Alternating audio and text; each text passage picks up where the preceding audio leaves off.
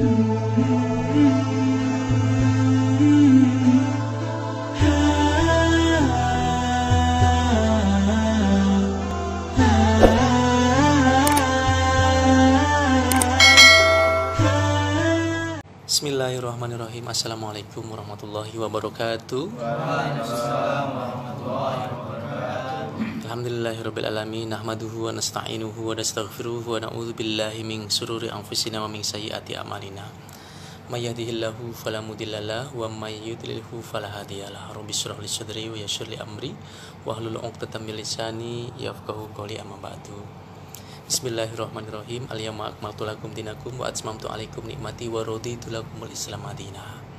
Wa qala aidon, bismillahirrahmanirrahim, ya ayyuhalladzina amanu kutiba alaikumusiyam kama kutiba alal ladzina min qablikum la'allakum tattaqun. Shadaqallahul azim. Wa qala Nabi Muhammad sallallahu alaihi wasallam, innama bu'istu li utammima makarimal akhlaq. Shadaqallahul azim wa shadaqa rasulun nabil karim wa nahnu ala dzalika minasyahidin wasyakirin walhamdulillahirabbil alamin. Pak Rizky dan teman-teman semuanya yang insyaallah semuanya dimuliakan oleh Allah Subhanahu wa taala. Amin. Hari ini kita sudah masuk hari ke-7 puasa kita ya. Puasa hari Nggak dihitungin ya? Nggak dihitung. Apa udah nganggapnya 29 apa gimana? Atau baru ngerasa 2 hari 3 hari ya? Semangat nih ya. Jadi salah satu fadilah kita puasa di hari ke-7, semalam kita tarawih. Orang yang tarawih semalam itu dalam sebuah kisah sampaikan bahwasanya pahala orang yang sholat tarawih di malam ke-7 itu seperti membantu menyelamatkan Nabi Musa dari bakaran raja siapa? Namrud dan Hammam, perdana menterinya. Oh tuh, yang tarawih semalam berarti fadilah pahalanya itu begitu besar sekali ya untuk kita seperti itu. Semalam tarawih enggak? Hah? Tarawih tapi? Oh, ini manggut-manggutnya kayaknya kok meragukan gitu kan.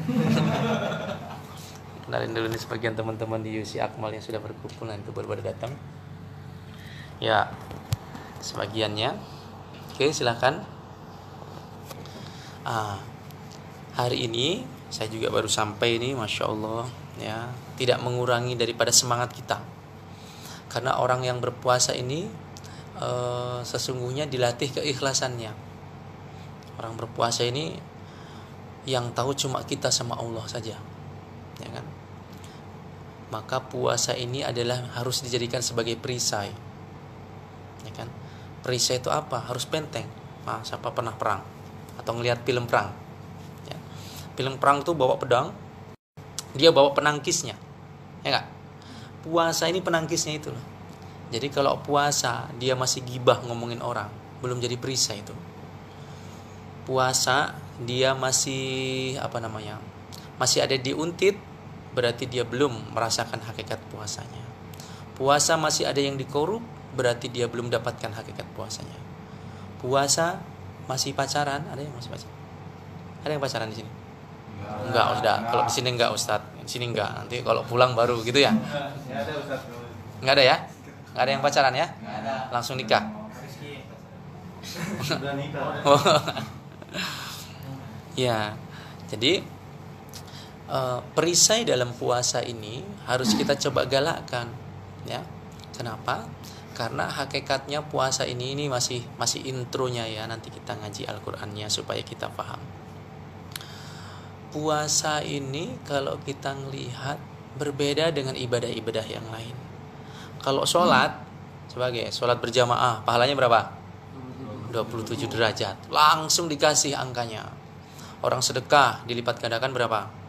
10, 100. Di bulan Ramadan ini dilipat gandakan lagi menjadi 100. Ibadah haji langsung dikasih pahalanya. Ya kan? Dia terbebas dari api neraka, pulang dijamin dia tak akan menjadi fakir tuh. Langsung ditunjukkan, ya kan? Kemudian orang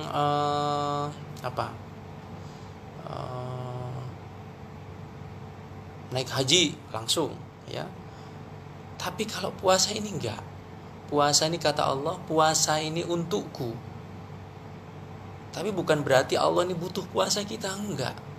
Allah ini pengen ngetes keikhlasan kita seperti apa, ya kan? Kalau ibadah yang lain begitu selesai langsung dikasih tahu itu berapa banyak dia mendapatkan pahalanya. Tapi kalau ibadah puasa enggak. Maka ibadah puasa ini adalah melatih kejujuran kita. Ibadah puasa ini melatih kejujuran kita, ya kan? Kalau kita berwudu, ini yang tahu cuma kita sama Allah aja itu, ya kan? Kalau kita kumur-kumurnya 3, ya, yang dibuang 2, ada yang tahu nggak? Nggak ada yang tahu gitu. Udah lepeh sampahnya sama dia, nggak taunya ada yang ketelan 1, bonus kata dia. Ini nggak ada yang tahu. Kalau kita mau bohong puasa, sudah jalan pinggir jalan aja, kelihatan lemes gitu, jalan kena angin, layang ke sana, ke sana. Kayaknya puasa kan, orang nggak bakalan tahu, lemes amat puasa, puasa udah nggak ngeliat tah lemes kayak gini. Oh, bisa aja kita seperti itu. Nggak ada yang tahu kita itu ya, kecuali kita dan Allah. Maka kita juga yang tahu kualitas puasa kita ini seperti apa. Maka kalau kita sudah tahu kualitas puasa kita ini seperti apa, kita yang cross check.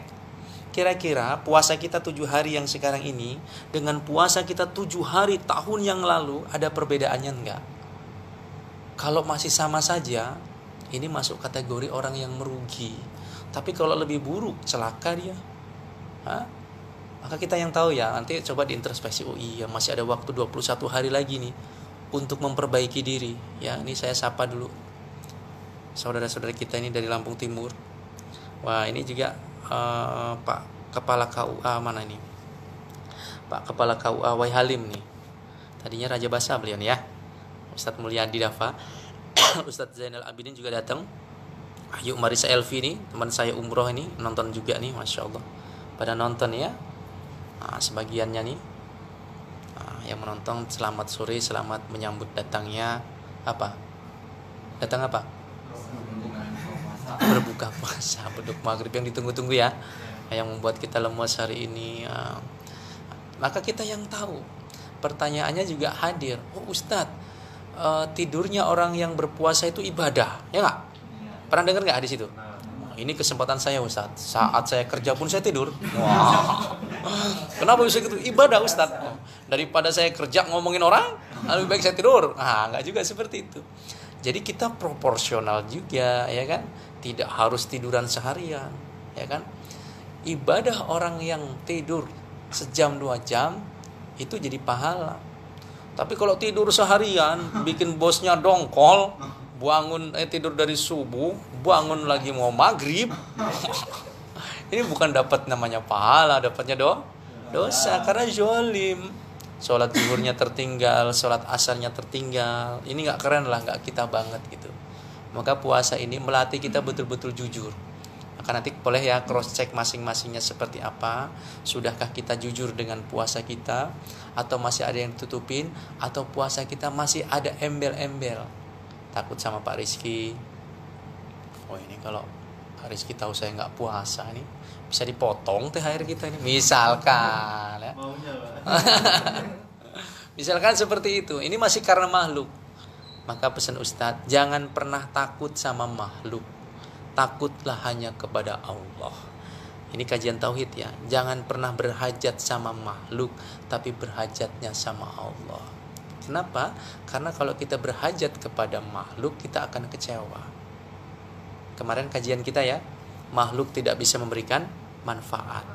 Hanya Allah yang mampu memberikan manfaat. Makhluk berhajat kepada Allah untuk memberikan manfaat. Allah tidak berhajat kepada makhluk untuk memberikan manfaat. Jika Allah berkehendak dengan makhluk, Allah mampu berikan manfaat. Jika Allah berkehendak tanpa makhluk, Allah mampu berikan manfaat. Bahkan jika Allah berkehendak ya dengan makhluk, malah nggak datang manfaat. Bukannya manfaat yang datang, malah mudarat. Banyak nggak kayak gitu? Banyak. Nasi tidak mengenyangkan. Kata siapa Ustadz, seharian saya nggak makan, ini lapar ya. Ada orang ngomong seperti itu. Oh iya, berarti nasi berhajat kepada Allah untuk mengenyangkan. Allah tidak berhajat kepada nasi untuk mengenyangkan. Jika Allah berkehendak dengan nasi, Allah bisa kenyang. Jika Allah berkehendak tanpa nasi, Allah mampu mengenyangkan. Contohnya siapa? Ashabul Kahfi. 350 tahun. Kalau kita mungkin makannya nasi, mereka mungkin makannya gandum ataupun kurma ya di zaman dahulu itu. 350 tahun bayangkan, nggak makan, nggak minum, ditidurkan sama Allah. Tapi dia nggak merasakan bagaimana dia kekurangan makanan. Begitu bangun saja dia sudah bangun 350 tahun. Ya kan? Maka coba tengok, ketika 350 tahun baru ditimbulkan tuh rasa laparnya lagi. Tapi nasi tidak bisa membuat kenyang. Yang bisa membuat kenyang siapa? Allah. Tapi dengan nasi, jika Allah berkehendak bisa kenyang, dengan nasi Allah bisa berbuat yang namanya orang tidak kenyang. Tengok tuh orang yang kurus kering tuh bawaannya makan itu. Coba kan nasi ada orang buat orang gemuk, ya kan? Ini ada orang yang makannya banyak, gak gemuk-gemuk gitu. Coba tengok kulit masing-masing ini. Ada gak model kayak gitu? Makannya banyak tapi gak gemuk-gemuk. Tapi ada orang, mohon maaf, bersin aja jadi daging di sini. Asin loh, kok saya tambah gemuk, makan dikit tambah gemuk. Sangkanya makanannya itu bisa membuat dia gemuk. Tidak, makanan tidak bisa membuat gemuk. Yang bisa membuat gemuk siapa? Allah. Ini tauhid yang harus kita luruskan bersama. Ya kan? Pekerjaan tidak bisa membuat kita memberikan kita penghasilan. Hanya Allah yang mampu memberikan penghasilan. Pekerjaan berhajat kepada Allah untuk memberikan penghasilan. Allah tidak berhajat kepada pekerjaan untuk mendapatkan penghasilan. Jika Allah berkehendak dengan pekerjaan, ya datang dulu penghasilan. Berkehendak Allah datang penghasilan. Jika Allah berkehendak tidak datang penghasilan, ya kan? Bahkan jika Allah berkehendak dengan pekerjaan malah buntung dia, nggak dapat untung malah buntung banyak, ya kan? Yang kemarin saya contohkan kan?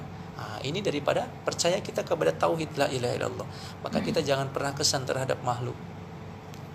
Cantik sementara, tampan sementara, kata Ustaz Dedi kemarin ya. Dunia sementara, akhirat selama-lamanya. Ada yang susah di sini? Banyak. Udah kerja di sini masih susah. Katanya gajinya 1 triliun sebulan. Jadi kalau susah gimana? Susah sementara, senang sementara, tampan sementara, cantik sementara, kerja sementara, tidur sementara, capek sementara, akhirat selama-lamanya. Kita ini cuma sebentar aja, ya kan?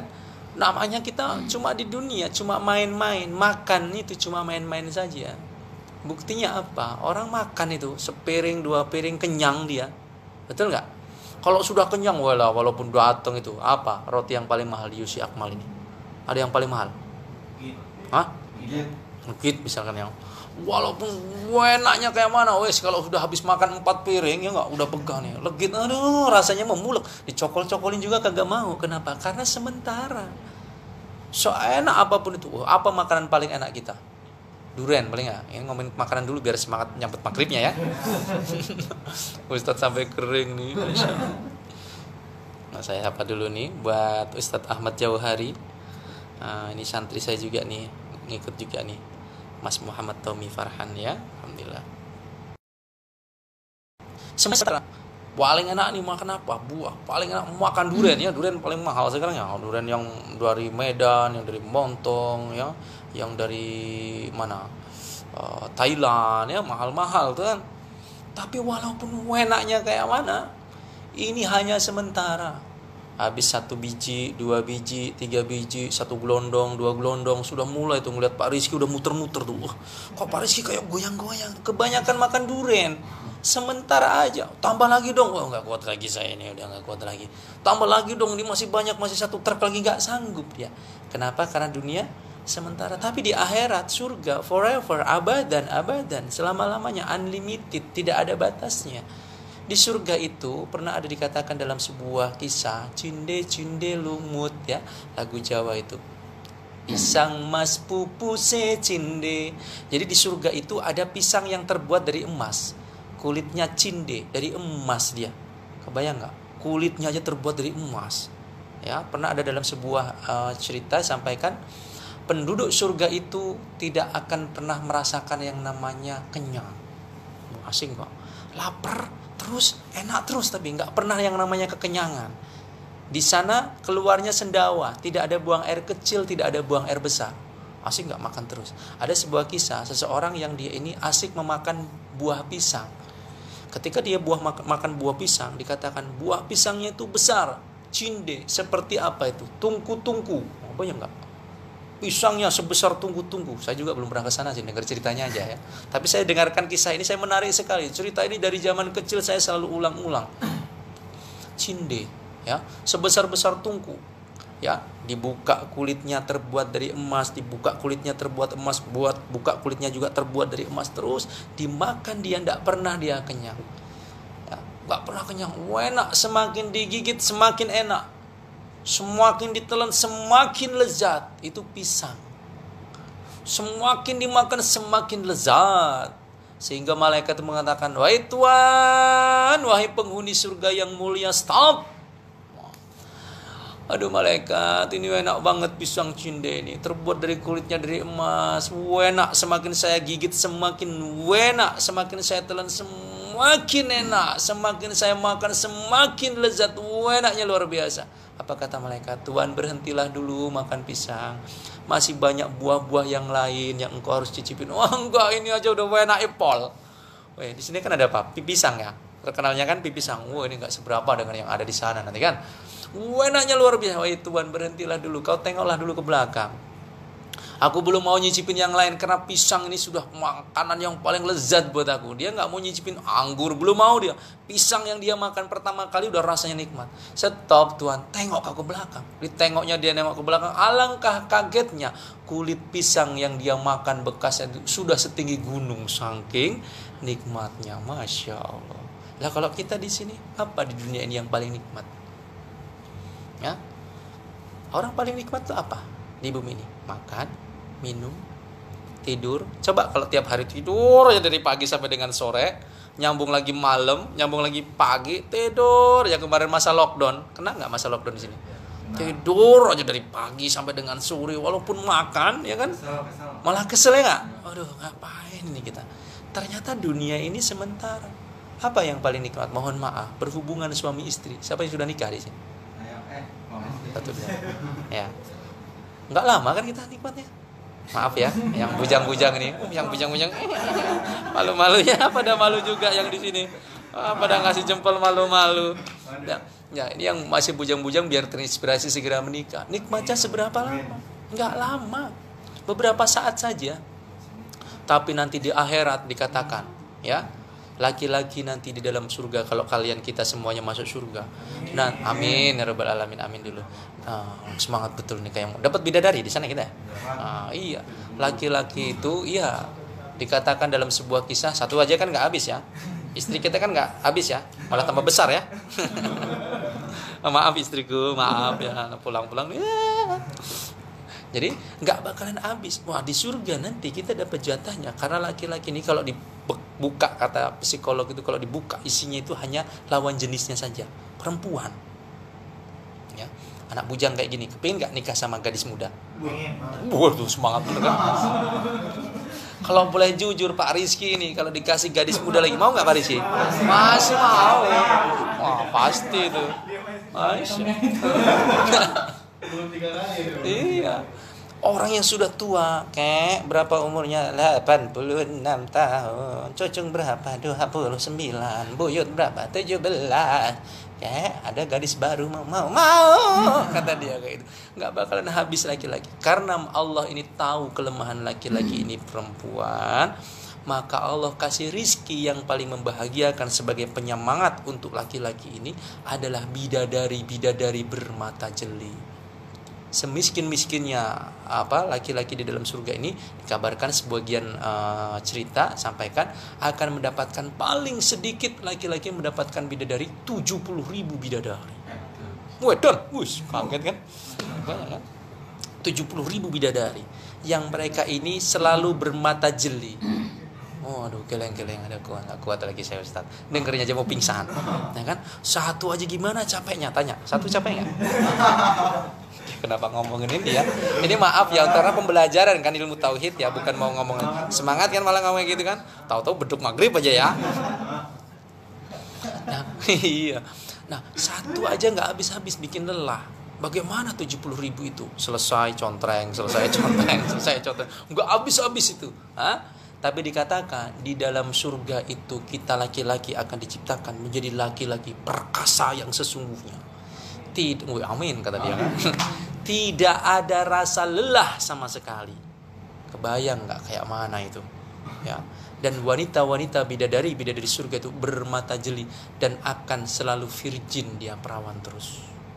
Bayang, sudah selesai balik lagi virgin lagi. 70.000 lagi.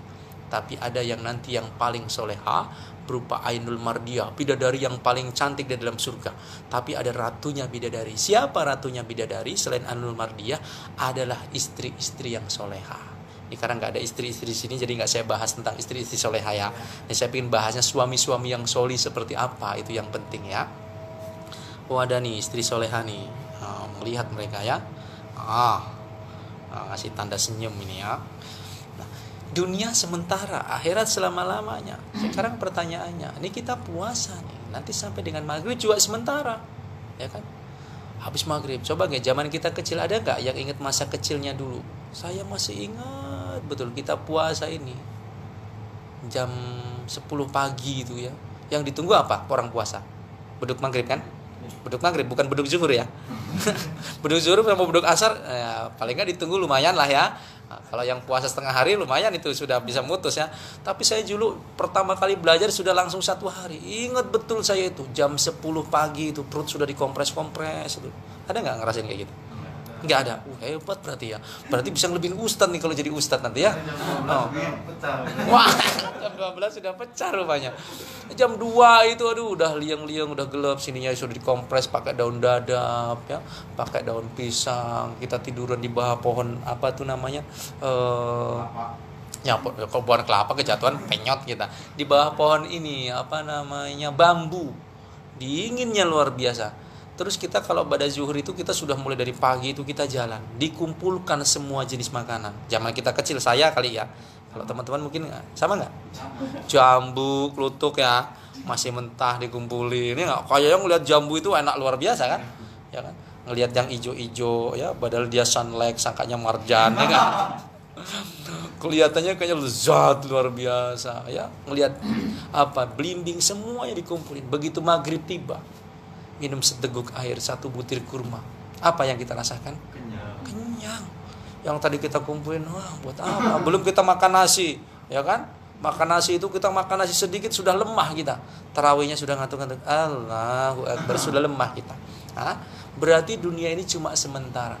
Maka kalau sekarang ada yang susah, ada yang sedih, ada yang sengsara, ada yang sakit, jangan khawatir. Itu cuma sementara. Nanti yang lama kapan? Di akhirat. Cuma pertanyaannya, kalau di akhirat kita mau seperti apa? Hidup kita sekarang ini yang sementara ini akan dimintai pertanggungjan jawab sama Allah forever, abadan, selama-lamanya. Yang kita sekarang lakukan cuma sedikit ini akan dimintai pertanggungjan jawab.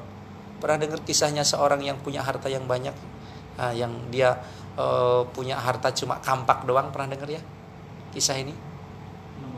Belum. Semuanya belum. Yang pengadilan kampak itu dia cuma punya kampak. Belum ya. Saya ceritakan. Jadi ada seorang yang di sini udah pernah ngelihat, udah pernah dengar, tapi belum dari Ustadz juga mau nyeritain baru sekali ini. Tapi Ustadz pernah dengar kisah ini. Jadi ada orang yang miskin dia. Kerjaan dia ini adalah mengambil kayu bakar di hutan.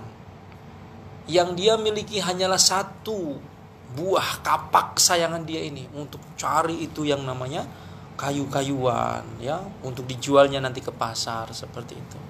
Satu hari sang istri ngomong, "Ya, kita kok miskin terus kayak gini toh ya."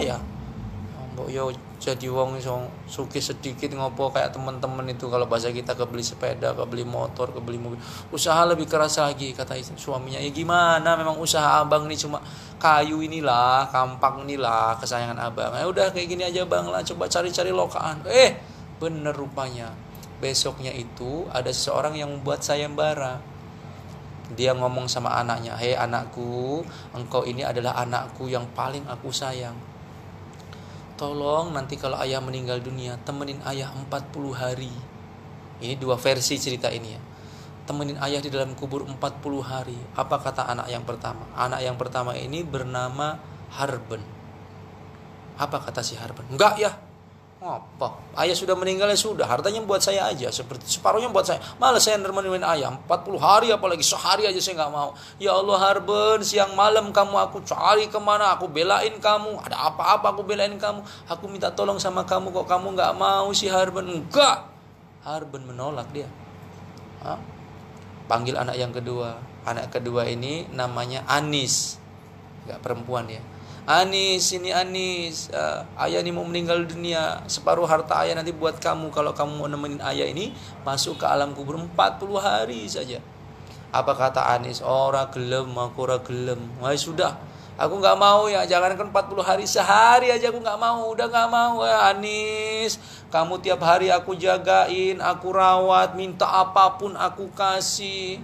Kok gini balasan kamu? Udah sehari aja dah, nggak mau ya, nggak mau. Sedih sang ayah ini. Tapi ada anak satu, namanya ini si Amsol. Si Amsol ini rupanya dia agak sedikit kurang diperhatikan, agak punya kekurangan ya. Amsol sini, ayah mau minta tolong. Ini ayah ini bentar lagi kayaknya mau mati. Umur sudah kayaknya sudah makin renta, semua badan sudah rasanya tidak enak, makan sudah tidak enak, napas sudah Senin Kemis, gitu ya. Kayaknya nggak bakalan sanggup lagi ayah. Amsol, tolong nanti kalau ayah meninggal dunia, tolong temenin ayah 40 hari saja. Kalau kamu nggak mau Amsol, sehari aja. Apa kata Amsol? Wahai ayah, jangankan kok sehari, jangankan kok 40 hari, forever, abadan aku ikut dikubur bareng sama ayah aja, aku mau wahai ayah. Bener wahai anakku, bener ya Allah. Selama ini aku sia-sia kamu wahai Amsol, tapi malah engkau menjadi anak yang paling baik dalam kehidupanku. Ini tamsilan teman-teman. Yang pertama, anak yang pertama bernama Harben. Harben itu kepanjangan dari harta benda. Harta benda itu tiap hari kita cari, ya, kita uber-uber, ya, kita sampai berebut, sampai berantem, belain itu yang namanya harta benda itu. Begitu itu kita meninggal dunia, dibawa nggak harta benda itu? Enggak. Punya rumah bertingkat, ya kan? Punya istri cantik memikat, punya mobil mengkilat, nggak dibawa mati.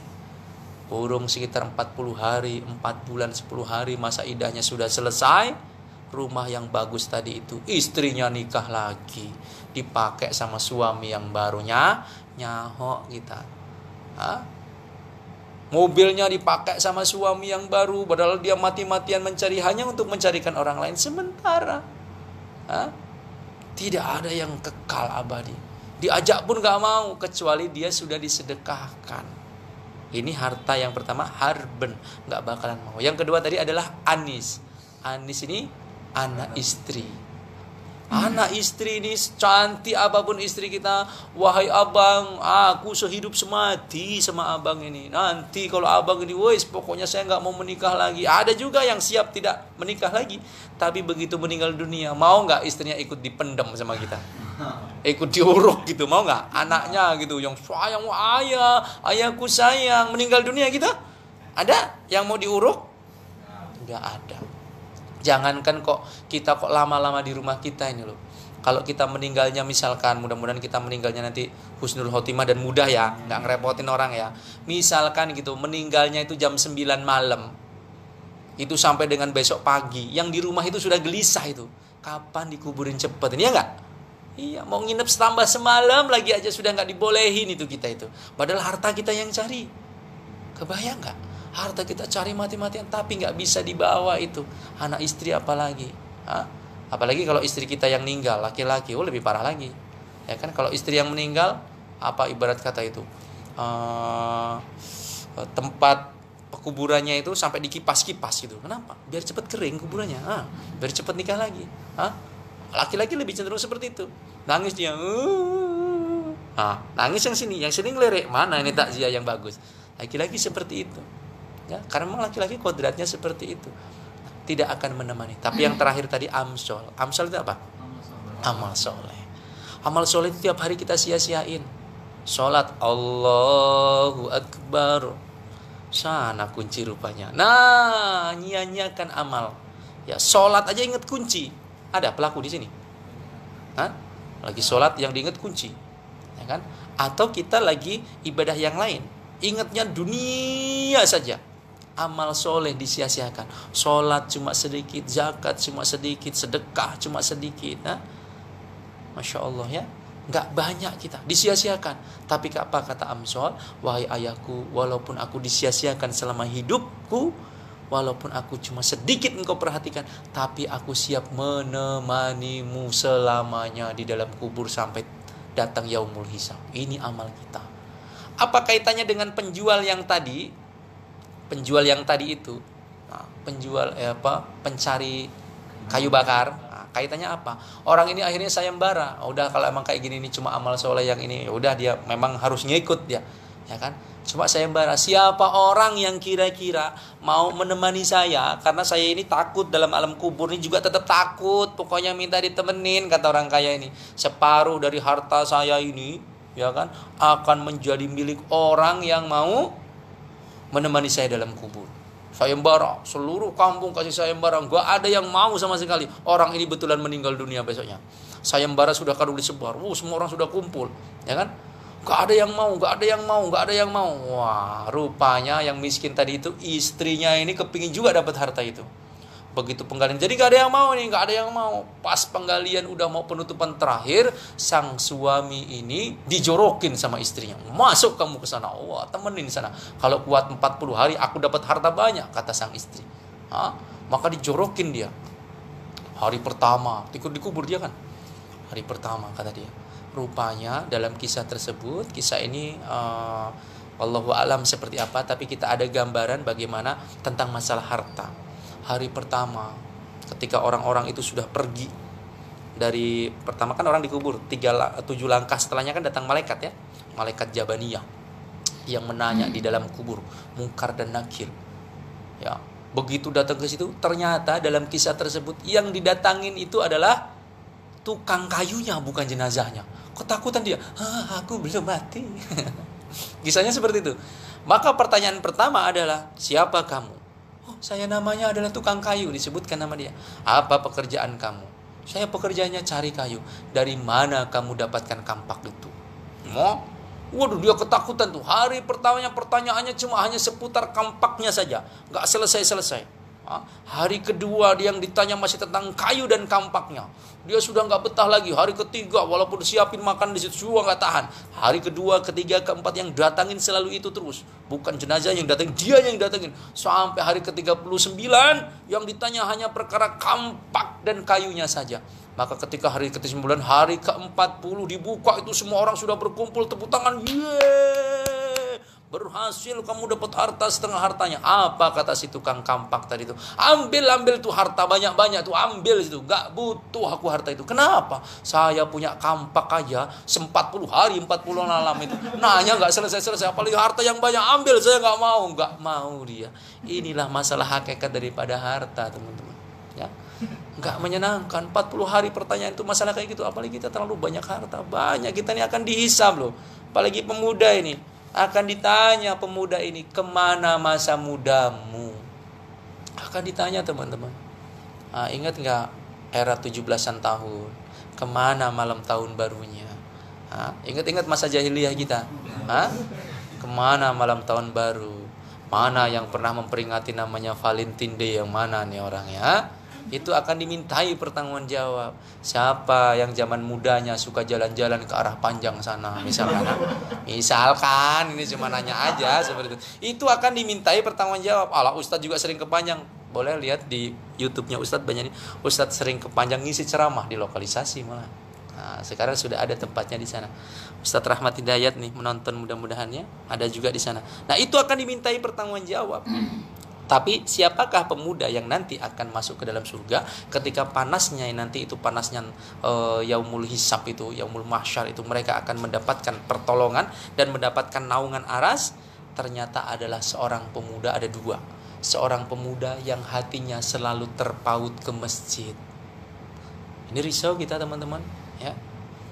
Pemuda yang selalu terpaut ke masjid, saksikanlah orang yang hilir mudik, maju mundur masuk ke masjid, sholat zuhur, asar, maghrib, isya, subuh selalu ke masjid, saksikanlah dia orang yang beriman. Terus yang kedua, seorang pemuda yang dia mencintai karena Allah, membenci pun karena Allah. Ini juga dirindukan, pemuda semua rata-rata.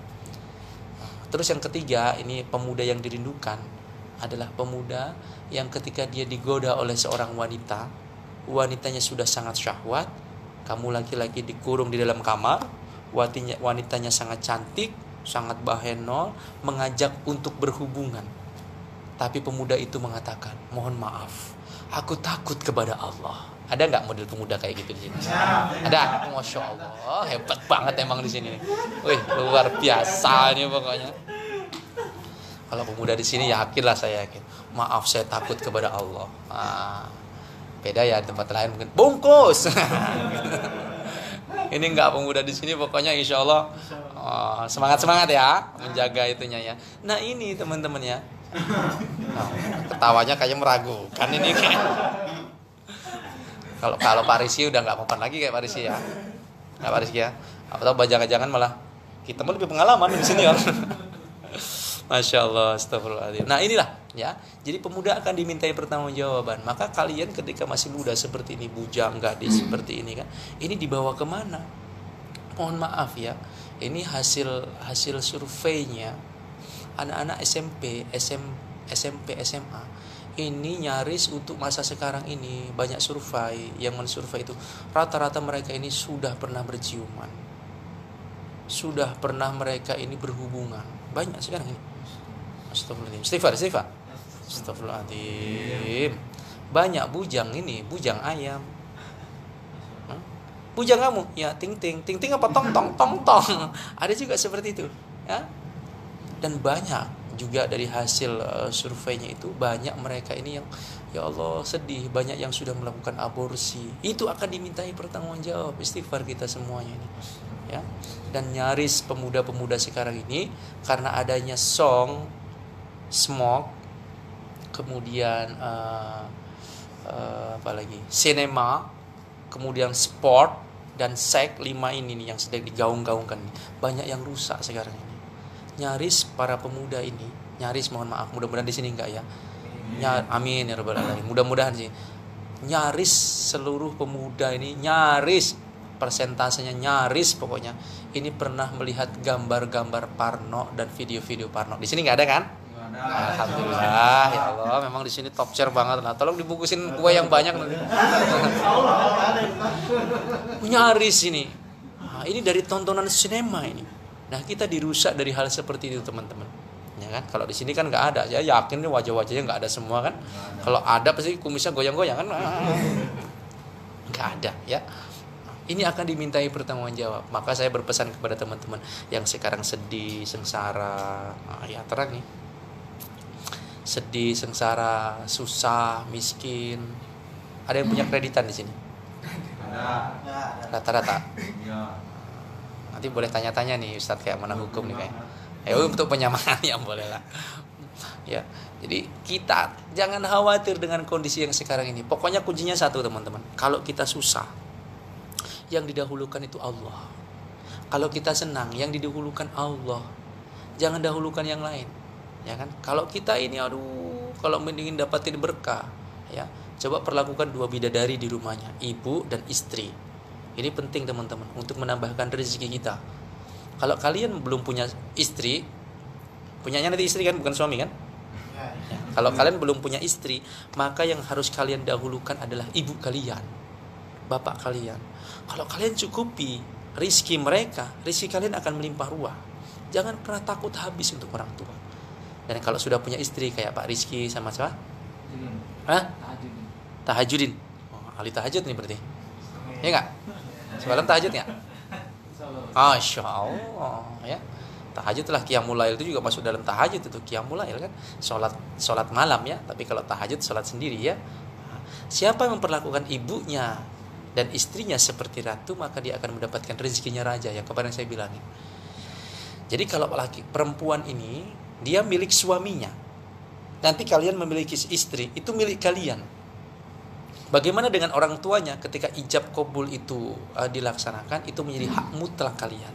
Tapi kalian sebagai seorang suami jangan mengekang untuk istri tidak berbakti kepada orang tuanya. Harus tetap dianjurkan, diajarkan dan terus berbakti sama orang tuanya. Tapi istri hakikatnya punya suami. Tapi suami kita laki-laki ini hakikatnya adalah milik orang tua kita. Tapi terkadang mohon maaf ini untuk bekal kalian nanti kalau memang sudah menikah. Wala mas kerja sekolah isu ngantek sore. Ngerti nggak bahasa saya? Banyak orang Jerman sini kan? Di Jerman Pahoman kan? Kan? Ya Allah mas kerja sekolah isu ngantek sore. Ki golek opo? Oh, ya aku golek duit lah. Nggo sapa? Nggo anak bojo. Ya enggak? Untuk anak istri. Rata-rata itu yang disebut. Mencari rizki dari pagi sampai dengan sore. Bukan untuk siapa? Untuk anak istri. Padahal kita laki-laki ini punya kewajiban utama adalah orang tua kita. Nah, maka harus diketahui ini nih. Jangan sampai salah kaprah. Ya kan? Istri kita cukupin totalitas. Orang tua kita kekurangan yang teramat sangat. Ini zolim kita kepada ayah ibunda kita. Tapi Ustadz kalau dibagi dengan ibu saya nggak cukup. Ya kan? Makanya saya untuk istri saja nggak cukup. Bagaimana kalau dikasih dengan ibu saya? Ini yang menyebabkan kita tidak bisa kaya. Padahal cara untuk membuat kita laki-laki kaya ini, orang tua kita diutamakan terlebih dahulu, istrinya difahamkan untuk memahami orang tuanya. Nah, ini yang penting. Ya, istri juga harus mendorong suaminya untuk taat, bukan ngagol-ngagolin. Oh, ini kan saya sudah ini ada anak, ada istri. Ya, udahlah, orang tua kan sudah punya. Enggak. Kalau orang tuanya sudah ridho, nah buat anakmu saja, buat istrimu saja, itu boleh. Barokah. Yang kita cari ini bukan banyaknya, teman-teman, barokahnya. Betapa banyak orang yang memiliki harta tapi tidak berkah. Maka yang kita cari adalah berkahnya. Maka yang sekarang ini punya leasing. Nah, apa namanya? Cicilan. Ini salah satu yang menjadi penutup rezeki. Ternyata salah satunya adalah memakan harta riba. Ini ya, kajian kita umum dulu ya. Nanti kalau mau mengkultus lagi tentang tafsir, kita minggu depan kita akan coba fokus ke tafsir seperti itu. Yang membuat kita sekarang hidupnya rata-rata sempit, susah. Ini adalah riba. Ada 20 kisaranlah dosa-dosa besar yang saya coba pernah catat itu ya. 10 diantaranya, 5 diantaranya. 5 diantara yang paling besar salah satunya adalah memakan harta riba. Maka hati-hati betul ini, yang kerja di leasing segala macam, hati-hati betul, harus betul-betul. Kalau emang nggak ada yang lain lagi ya barulah. Tapi kalau emang nggak ada ya mau ngomong apa lagi, itu dalam kondisi kepepet kan, Islam juga mempermudah gitu. Tapi kalau emang ada tempat yang lain, bagaimana Ustadz dengan saya yang sekarang ini leasing? Tadi kan ada kata-kata buat penyemangat Ustadz, ya kan? Kalau nggak kayak gitu juga saya nggak punya. Nah, ini ada yang membagi dua. Yang lembut mengatakan memperbolehkan, silakan. Ya memang namanya ada bagi hasilnya di situ kan. Bagian leasing juga dapat hasil dari situ ya, dari administrasinya. Tapi buat yang betul-betul tegas ya, ini hartanya, uangnya yang harus dibayar ini menjadi lebih banyak lagi. Ini masuk kategori riba. Di mana ribanya? Coba kita mau hitung-hitungan. Di sini rata-rata motornya apa? Bebek atau kuda atau apa? Hah? Matic ya. Berarti masuk bebek itu Mas ya? Masih bebek ya. Cuma bebek agak modern gitu ya. Nah, motor bebek Matic itu kalau beli cash berapa? 17. Berapa?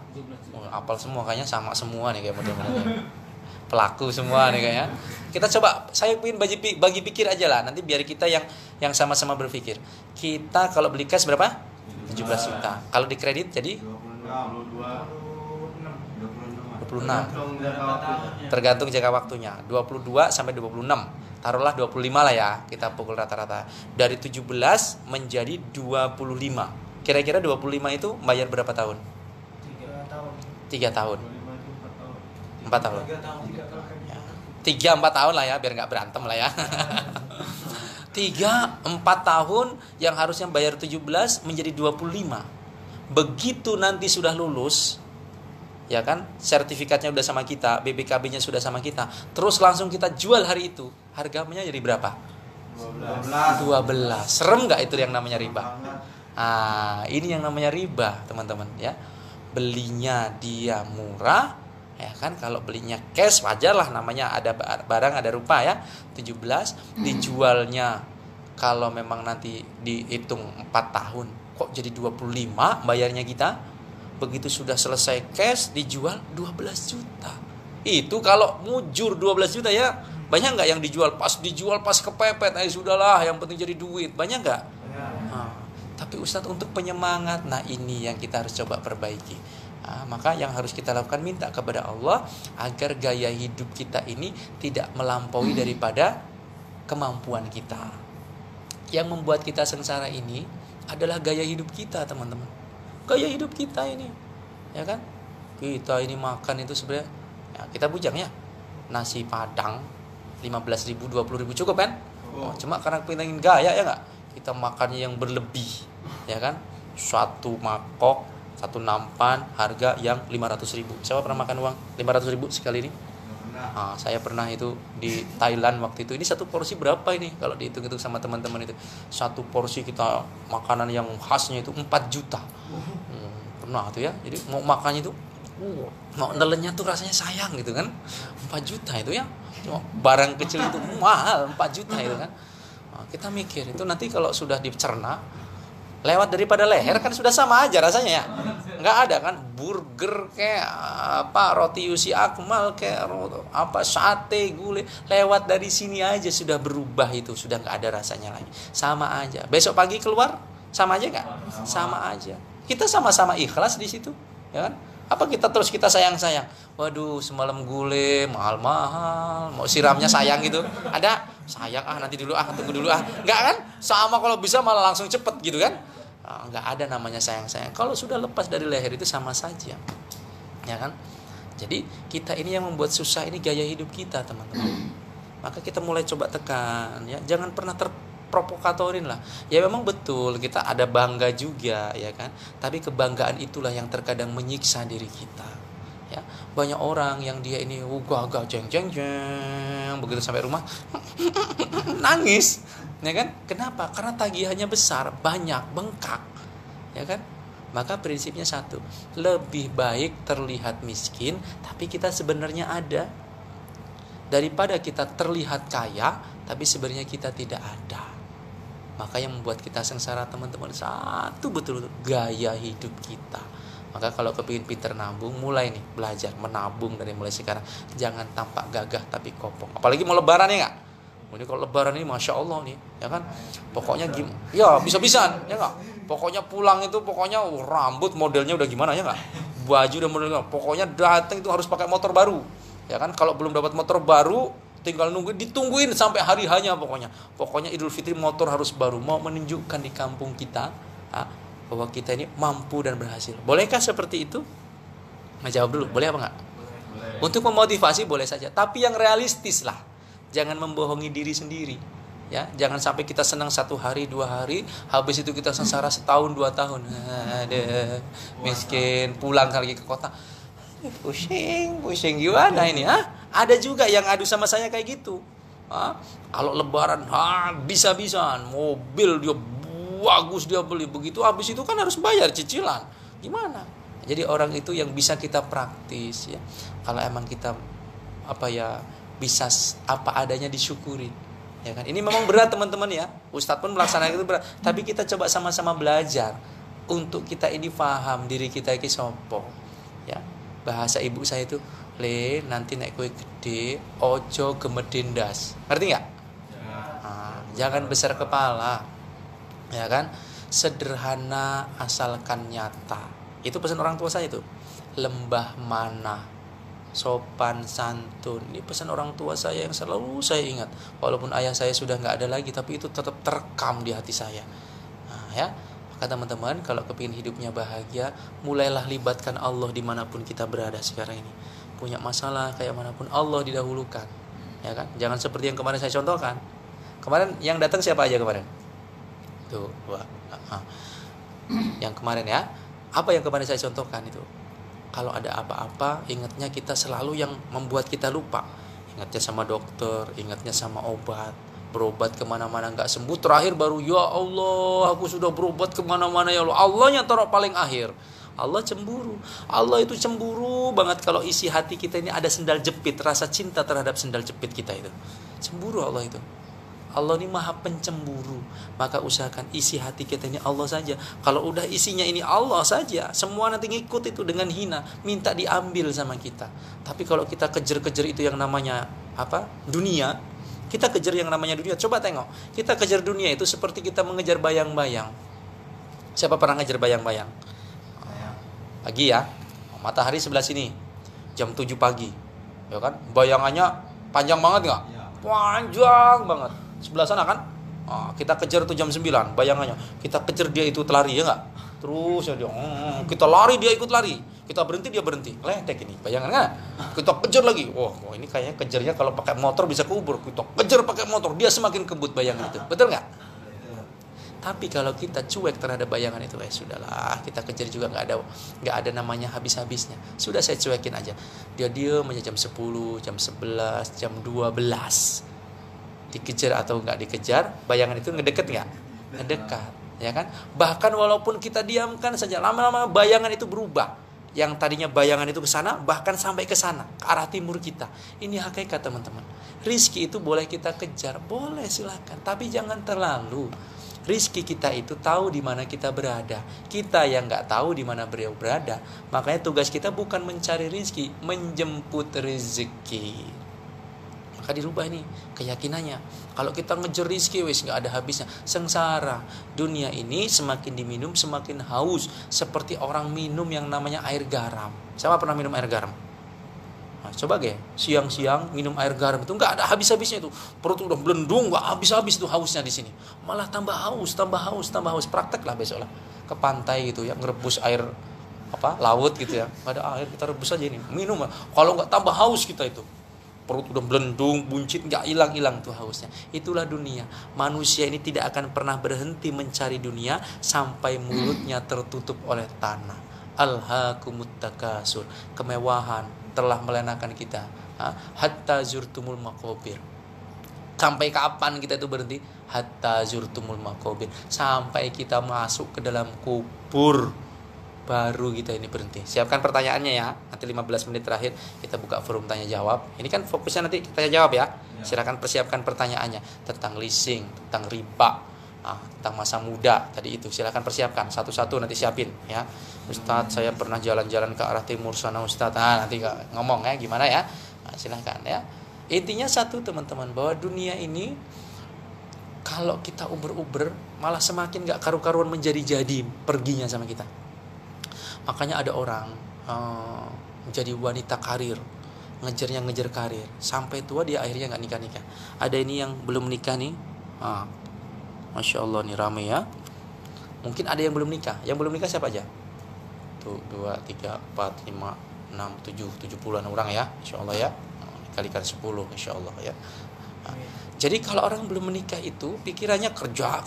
Nah kalau kita beda, kita dengan perempuan beda. Maka kalau ada perempuan yang mendengarkan ini, dengarkan. Kita ini, kemarin saya bilangin gak sih? Kuningnya kita laki-laki ini seperti kuning emas. Udah? Kemarin pertemuan kemarin belum ya? Kuningnya kita ini laki-laki seperti kuningnya emas. Tapi gak boleh berbangga diri, harus tetap rendah hati. Kuningnya perempuan ini seperti kuningnya pisang goreng. Apa maksudnya? Kalau emas, ya kan, dijual kapanpun laku nggak? Laku. Asal ada toko yang buka, laku. Ya kan? Malam hari nggak ada yang ini juga, kita taruh di Facebook aja, laku itu. 5-10 gram belilah 50.000 aja. Wih, banyak itu. Langsung yang ngeping ya, tang tung. Pak, 10 gram bener Pak? Iya. Berapa? 10.000 aja, udah. Laris itu. Ya kan? Nah, kenapa? Kuningnya kuning emas, dijual kapanpun laku. Maka kalian jangan khawatir. Berapa umur? 18. Wih, lagi kuning-kuningnya itu ya. Kamu berapa? 21. Wah, lagi sedang-sedangnya. Kamu? 26. Wah, ini lagi mantap-mantapnya. Siap nih ya. Nah, kamu? 21. 25. Oh, pas nih umur Nabi nih kayaknya. Udah siap nih, calonnya mana? Oh, alah, yang belum nyari, belum dapat. Kamu berapa umurnya? 25 juga. Oh, sama nih ya, CS-an ya. Apa mau masuk kategori nikah masal? Kamu berapa? 33. Tapi enggak kelihatan ya. 33 bener. Enggak kelihatan ya. Awet muda dia berarti ya. Masya Allah. Apa rahasianya? Biasanya seneng aja. Oh, itu rahasianya senang aja.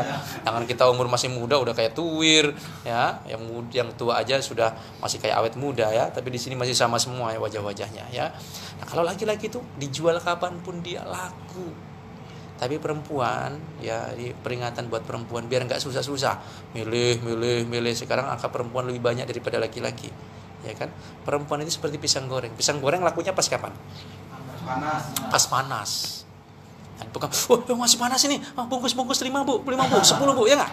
Kalau masih SMA itu, ya kan, bu, anaknya bu, buat saya aja bu, nanti dulu lah pak, kuliah dulu, lagi kuliah bu, anaknya bu, nantilah lulus sekolah dulu, lulus kuliah dulu, ya, begitu lulus nantilah kerja dulu, begitu dia sudah kerja, itu sudah seperti lama-lama, 23, 24, 25, 26, 27, 28, 29, waduh, ini sudah seperti pisang yang digorengnya lama. Ya kan? Pisang dijual goreng jam 6 pagi. Dijualnya jam 8. Belum lama kan itu? Belum. Dipegangnya. Dingin ya? Nih, ada yang anget enggak? Nanya yang anget. Ya kan? Maka wanita seperti itu. Kita bukan mau mengecilkan, tapi ini pembelajaran. Ya kan? Ada yang masih anget enggak? Oh, ini yang sudah umur sekian ya? Ada yang lebih muda enggak? Begitu. Nah, kalau nanti sudah siang dikasih, itu udah bentuknya kayak kimir. Dikasihnya itu, ya kan, orang sudah mulai dingin banget, enggak lah. Kalau kasihnya sore hari bekas gorengan pagi gimana? Nggak mau. Nah, udah banyak yang nggak mau. Kalau dikasihnya besok, Apalagi? maksud kamu apa? Sangkanya saya nggak bisa beli pisang apa? Begitu. Maka teman-temanku yang perempuan jangan terlalu banyak milih-milih, takut tidak terpilih. Nah, kalian juga nggak boleh semena-mena. Mentang-mentang kalian laki-laki, yes kata Ustadz Suratno ini. Kayak emas saya laku kapan aja. Semua anak orang dicobain kayak sandal jepit. Yang ketawa kenceng kayaknya pengalaman pribadi kayaknya. Semua anak orang dicobain seperti sandal jepit. Aduh, ingat. Kalau kita nggak ada bekasnya, tapi kalau anak orang ini ada bekasnya. Kayak kerasa banget kayaknya. Ya Allah, istighfar lah, jangan-jangan kita semuanya ini, jangan-jangan Ustadz juga nih, ya Allah minta ampun sama Allah. Nah, sudahlah, sekarang kita ini sama Allah dimuliakan di akhir zaman ini. Dikatakan, cuma dimuliakan ya kok nggak payu-payu kayak ngopo. Angka perempuan sekarang banyak, tapi kok kalian nggak laku-laku kayak piye? Emang belum nyari atau gimana? Nah, ini ada satu kabar berita, tidak akan pernah terjadi hari kiamat sampai seorang laki-laki diikuti minimal 70 orang wanita. Waduh, senang apa gimana itu? Senang. Bukan untuk diminta untuk menjadi suaminya, hanya untuk dicari kenikmatan dari laki-laki tersebut. Akan tiba itu. Astagfirullahaladzim, kapan itu ya Allah? Gitu. Nah, ini masa sekarang ini. Nah, kita sebagai laki-laki nggak boleh penyenyengan, ngerti? Karena ini banyaknya laki-laki. Nggak boleh kita ngerasa gemedindas tentang laki-laki kita semena-mena sama wanita. Jangan. Wanita ini bukan terbuat dari tulang kepala yang harus disembah-sembah. Juga bukan terbuat dari tulang kaki yang harus diinjak-injak. Wanita ini terbuat dari tulang rusuk sebelah kiri. Dekat dengan dada untuk dijaga, dekat dengan hati untuk dilindungi dan dicintai. Tuh, dengar kan? Tepak pukul. Tuh, dengerin tuh, kata Ustadz. Nah, ya. Yuk kita berpikir bareng-bareng bahwasanya dunia sudah semakin tua. Kalau mau ada masalah apa-apa, hajatnya sama Allah saja. Belum punya jodoh, minta sama Allah, ya Allah, paringona aku jodoh sing apik ya Allah. Bukan hanya lahir fisiknya saja, tapi hatinya. Kalau wanita cantik sekarang, aduh banyak banget.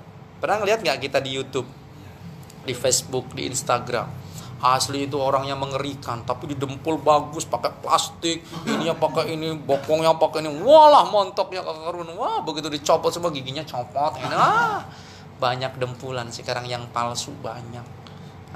Maka minta sama Allah, ya Allah paringono aku ya Allah jodoh sing apik lahir batine. Paringono aku, berilah aku jodoh yang baik lahir dan batinnya.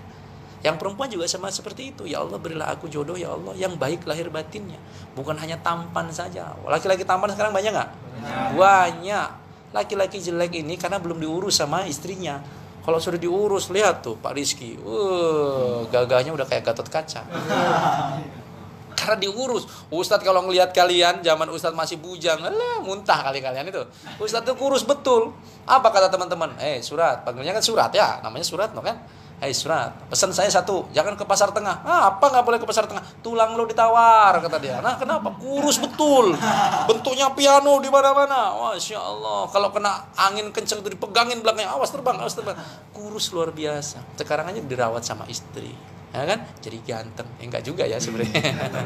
Lihat Pak Rizky itu, Masya Allah ya. Nah, kalian sekarang ini udah ganteng-ganteng ini, punya istri lebih ganteng lagi. Amin. Amin. Nah, kalau sudah punya istri jangan penyenengan tadi itu. Yuklah kita sama-sama. Ini sudah 15 menit lagi kita untuk berbuka puasa. Udah lumayan juga saya ngobrol dari tadi ya. 1,5 jam nih udah hampir. Dari 4:30 loh saya suruh ngomong loh. Oh, pikir saya tuh 15 menit aja atau gimana. 4:30 loh, apa nggak aus banget coba Ustadz nih. Ya, tapi alhamdulillah saya buka forum tanya jawab dulu lah. Siapa tahu ini ada berkaitan dengan masalah pribadi atau masalah apa yang ditanyakan tentang hal yang tadi. Silakan. 15 menit terakhir. Yuk. Jangan tujuh-tujukan, silakan.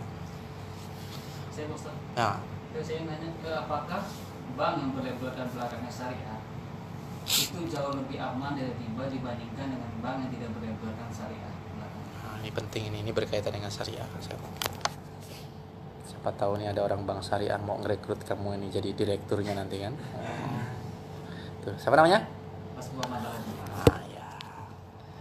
Bagaimana dengan bank syariah yang labelnya syariah di belakangnya? Apakah itu lebih baik daripada riba? Saya katakan bank syariah itu ada namanya dewan syariah.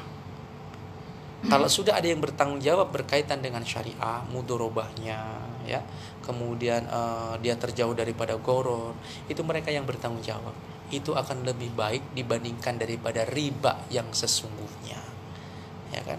Bagaimana kita kalau mengambil kan sama aja sih Ustadz, pakai syariah juga ternyata bayarnya juga nanti masih sama, lebih juga. Nah, tapi di akadnya beda. Biasanya flat, ya kan? Terus akad di depannya tuh beda. Angka di situ kan bagi hasil. Kalau ada ruginya ditanggung bareng-bareng, kalau ada untungnya dibagi persentasenya berapa. Akadnya seperti itu. Tapi kalau konvensional tidak seperti itu. Kamu flat ya, dapat berapa? 0,6 misalkan. 0,6%. Aku dapat untung banyak, ya buat aku, ya. Rugi kamu nggak usah nanggung resiko, pokoknya segitu aja. Itu akad yang tidak baik seperti itu. Padahal dari keuntungan itu besar sekali. Kenapa? Bank jarang ada yang rugi. Kenapa? Karena mereka membungakan ke orang lain itu juga lebih besar. Jadi nggak ada ruginya itu, ya kan? Nah, bedanya konvensional dengan syariah. Kalau syariah itu teruji dia, ya. Lembaga daripada penjamin syariahnya itu tidak memperbolehkan uang yang dari hasil nasabah itu dipergunakan untuk perjudian, untuk rokok, untuk maksiat, nggak boleh sama mereka. Tapi kalau bank-bank konvensional, ya siapa yang mau pakai, siapa bisa, persyaratan ada, boleh. Disitulah nanti muter lagi masuk ke uang kita seperti itu. Ustadz masih pakai nggak? Masih. Ustadz pun susah sekarang lepas daripada itu. Makanya sekarang ini distatuskan bahwasanya yang namanya riba ini susah kita. Awalnya mudah, akhirnya menjerat leher. Ini yang sekarang terjadi. Indonesia, dunia, susah sekali kita lepas daripada riba. Tapi ada sebuah prediksi bahwasanya 2000 sekitar 36 sampai dengan 40 bank-bank konvensional ini akan mulai kolab. Kenapa? Syariah lah yang akan tetap berjaya. Orang mulai sadar. Masa saya beli kalau cash 17 juta, di kredit jadi 27 juta.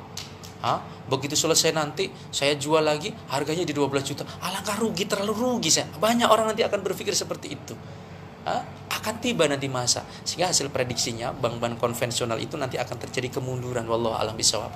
Ini prediksi dari orang-orang ahli ya yang berkaitan di dalamnya.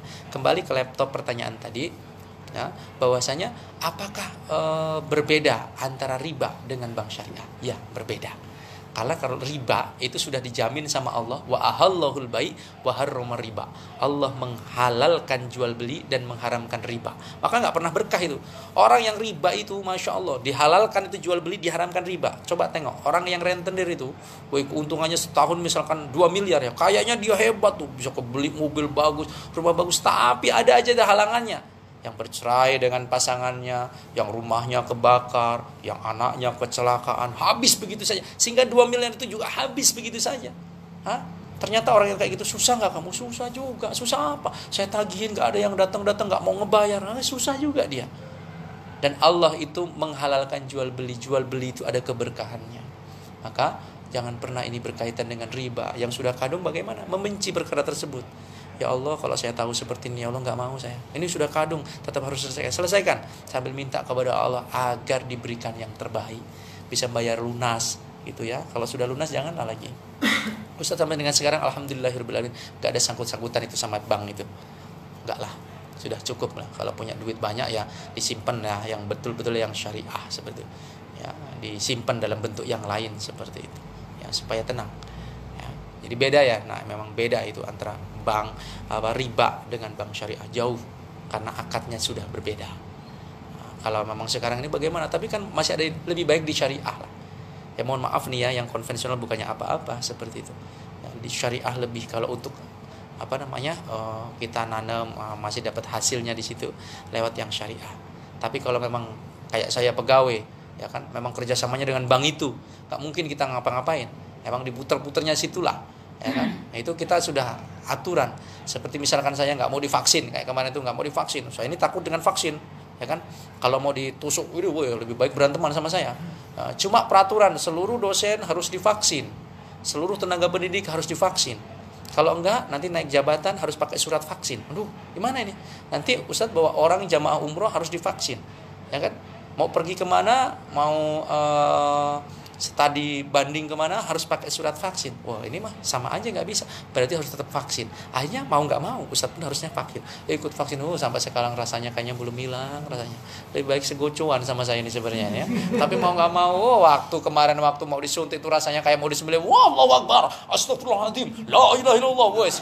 Orang kesurupan ya, padahal cuma jarum kecil. Apa sih Ustadz? Nggak ngerasain kayak mana rasanya. Ada yang takut disuntik?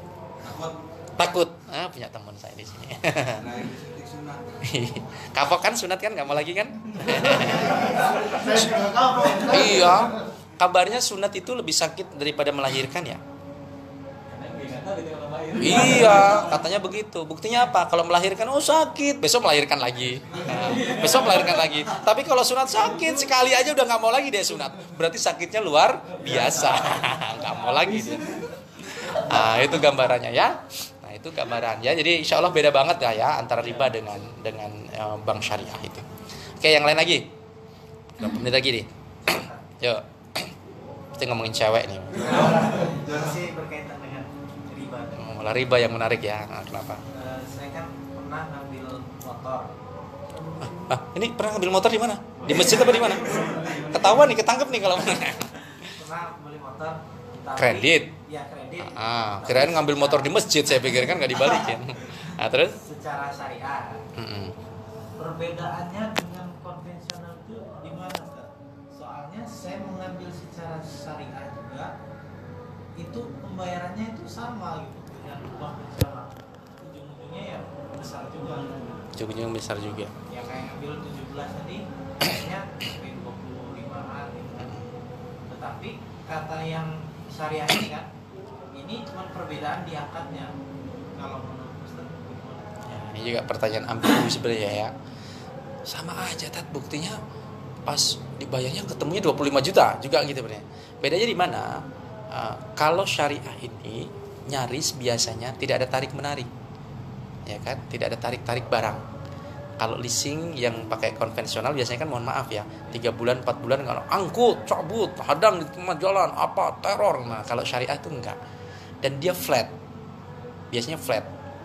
Misalkan angsurannya 1.500.000, 1.500.000 terus seperti itu. Ya, akadnya di depan memang berdasarkan akad tadi itu. Pak, ini kalau perusahaan kami ternyata rugi, Pak, maka Bapak akan ikut menanggungnya juga ya, Pak ya. Kita beresiko itu. Kalau tiba-tiba collab, kita ikut juga itu, bayarnya di situ. Tapi kalau ada keuntungannya Pak, Bapak dapat bagi hasil. Nah, karena Bapak ini kita ada bagi hasil, dari hasil Bapak ini kita sebarkan ke orang lain lagi, kita dapat bagi hasil di situ, maka Bapak dapatkan keberkahannya. Dapatnya lebih berkah itu. Dari akadnya seperti itu. Jadi memang tetap beda konvensional. Walaupun kayaknya sama. Inilah yang sampai sekarang dikaji. Kenapa syariah sama konvensional kok kayaknya masih nyari sama. Ujung-ujungnya cuma bahasanya beda aja. Satunya riba, satunya bagi hasil seperti itu. Cuma kayak gitu aja. Padahal sebenarnya secara konsep akad itulah yang membuat jadi berbeda. Contoh, sama-sama kan suami istri misalkan sama laki-laki perempuan yang tidak halal, sama-sama berhubungan badan. Ya kan? Tapi yang satu akad. Saya terima nikahnya dengan mas kawin tersebut dibayar tunai, kasih mahar, sah kata dia kan. Maharnya apa? Seperangkat alat sholat, emas, uang, ya kan. Jalan-jalan kemana, mahar. Orang tuanya ridho, sah. Berhubungannya jadi pahala nggak? Jadi pahala. Tapi coba, hai sayang, nong, neng, ning, nung, siapa? Wih, bahenol sekali cantiknya engkau seperti bidadari turun dari taksi. I love you. Wih, jatuh cinta tuh perempuan itu. Habis itu jatuh cinta, bawa pojokan sana, cek dam sana itu, kemana itu? Terus mereka melakukan, sama nggak? Judulnya tadi kan sama ya, sama-sama berhubungan. Tapi beda nggak? Beda. Dapatnya apa dia? Dosa. Kira-kira demikianlah. Jadi akadnya ini yang membuat kita beda. Nah, ya. Coba kalian ya, akad tuh sama seperti kalian sekolah. Nah, satunya daftar di SMA mana atau di Unila lah gitu. Daftar tiap hari dia kuliah, ya kan? Tahu-tahu nanti dia sidang skripsi, tertutup, terbuka. Dia lulus, jadi sarjana. Resmi nggak dia? Resmi. Tiap hari dia sekolah, kuliah loh. Tapi ada orang juga, wah kita nggak perlu daftar, kita masuk tiap hari karena kuliah kan nggak ngecek satu persatu kadang-kadang. Mahasiswa banyak masuk aja, tiap hari dia masuk. Nanti akhir-akhirnya dia bisa ujian nggak? Bisa diwisuda nggak? Enggak. Kenapa? Karena namanya nggak ada. Kira-kira kayak gitu. Kalau kita pakai syariah, minimal nama kita insya Allah tercantum di dalam surganya Allah. Minimal ikhtiar kita sudah lebih baik di situ. Gitu kira-kiranya. Ya. Jadi kalau emang ada yang lebih bagus, kenapa harus milih yang lebih berbahaya lah gitu. Satu lagi lah. Ini riba semuanya nih. Pak Rizky apa keluhan? Lain apa? Satu lagi nih penutup nih, pasti maghrib nih habis ini. Asuransi kan jam sostek kan. Asuransi kan kita nyetor duit ke jam sostek loh. Dan yang jam sostek itu kan uang dikumpul itu dikelola di jam sosteknya, dipakai buat investasi yang ada unsur ribanya gitu kan. Ya itu yang sebenarnya asuransi ini ada dua opsi ya. Asuransi yang diperbolehkan, ada juga sekarang asuransi syariah seperti itu.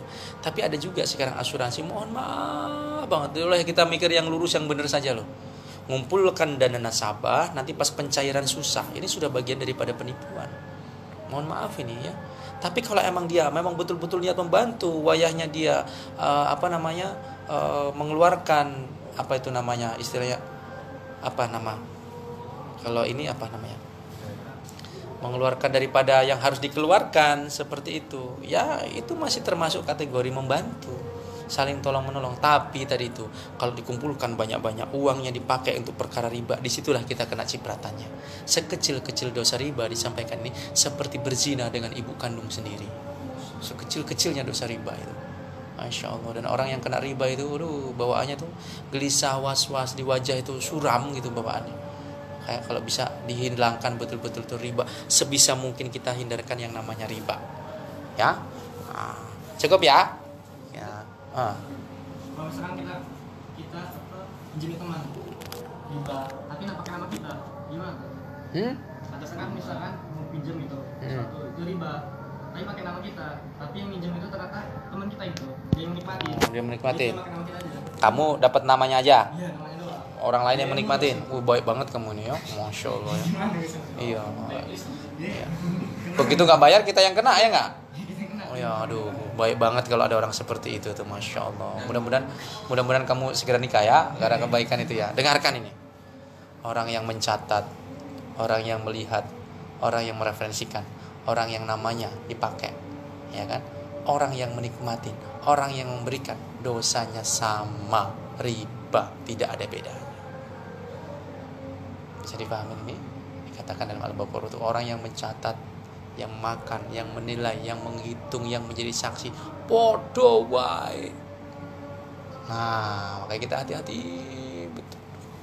Udah kadung Ustaz nama saya dipakai istighfar. Allah kan innallaha ghafurur rahim. Allah Maha Pengampun, Maha Penyayang, seperti itu ya. Makanya disinilah saya coba bahas, saya coba kulik sedikit itu, ternyata bahasan itu ternyata seru dan sahdu ya di situ ya. Kenapa? Karena memang banyak pelakunya. Bahasan tentang masalah riba ini, Masya Allah, awalnya mudah, akhirnya mencekik leher. Coba tengok orang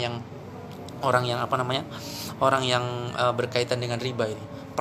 Pertamanya bayarannya lancar dia, mucil, kebayang dia.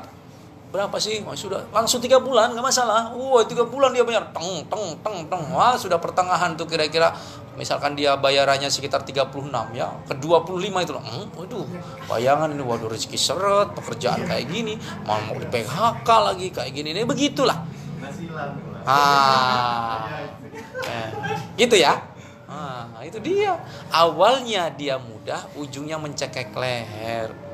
Karena bunganya itu berbunga lagi, anaknya beranak lagi, cocongnya bercocong, canggah apa nih?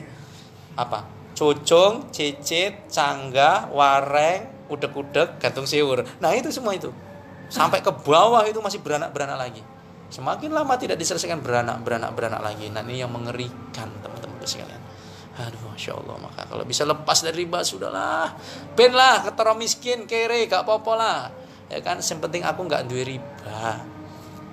Udah kadung saya Ustaz, ini yang saya membuat saya pikir pusing. Nah, kita fokus sama solusi. Nah, amalan terakhir ini ya, supaya kita bisa lepas dari riba. Ada yang masih kena lilitan riba? Nah, coba amalkan ya. Nah, ini amalkan saja. Malam hari baca Al-Waqi'ah.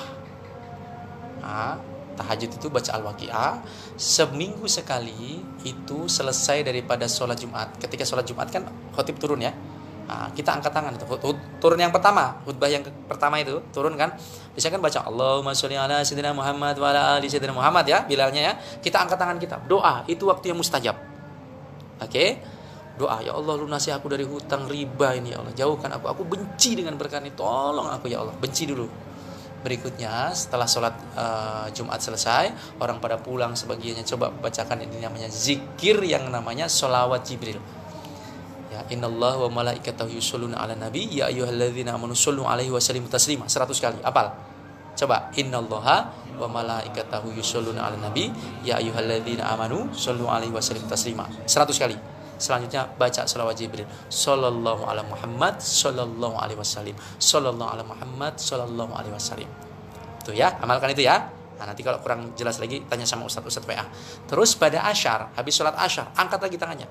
Ya Allah, lunasi hutangku, benci aku dengan perkara riba ini. Tolong aku ya Allah. Insya Allah dikatakan dalam sebuah kisah, sampaikan walaupun orang ini punya hutang segini setinggi gunung Uhud, akan dilunasi oleh Allah Subhanahu wa taala. Boleh diamalkan ya. Nah, kalau pas lagi sempit-sempit baca doanya Nabi Yunus, la ilaha illa anta subhanaka inni kuntu minadz dzalimin. Nabi Yunus ini lebih sempit daripada kita. Telan perut ikan di dalam lautan dalam malam hari 3 kegelapan, tapi dia baca la ilaha illa anta subhanaka inni kuntu minadz dzalimin. Ya Allah, tiada daya dan kekuatan melainkan kekuatan Engkau ya Allah. Ya, sesungguhnya aku termasuk orang yang zalim. Ketika kita pasrah mengakui dosa kita, ternyata Allah menolong kita semuanya. Nah, itu ya, boleh nanti diamalkan. Gak apal aku Ustaz. Nah, kalau apal baca doa lunas hutang. Allahumma inni a'udzubika minal hammi wal hazani wa a'udzubika minal ajzi wal kasali wa a'udzubika minal jubni wal buli wa a'udzubika min ghalabatid daini wa qahri rijal. Apal? Pantesan enggak lunas. Nanti Ustaz kasih kalau emang itu lewat WA ya. Sekarang kita berdoa, mudah-mudahan ini waktu yang mustajab, beberapa menit sebelum beduk maghrib ini waktu yang mustajab. Mudah-mudahan Allah mudahkan kita semuanya. Ya Allah, a'udzubillahi minasyaitonir rajim. Bismillahirrahmanirrahim. Allahumma shalli wa sallim ala sayyidina Muhammad wa ala ali Muhammad. Ya Allah ya Rahmanir Rahim, jikalau kami ada yang sedang sakit, sembuhkanlah ya Allah. Jikalau kami saat ini ya Allah ada yang sedang berduka, hiburkanlah ya Allah. Jikalau kami saat ini ada yang sedang terlilit oleh hutang ya Allah, lunaskanlah ya Allah. Jikalau kami di saat ini ya Allah ada yang belum memiliki jodoh ya Allah, kau berikan jodoh yang solih dan solihah ya Allah.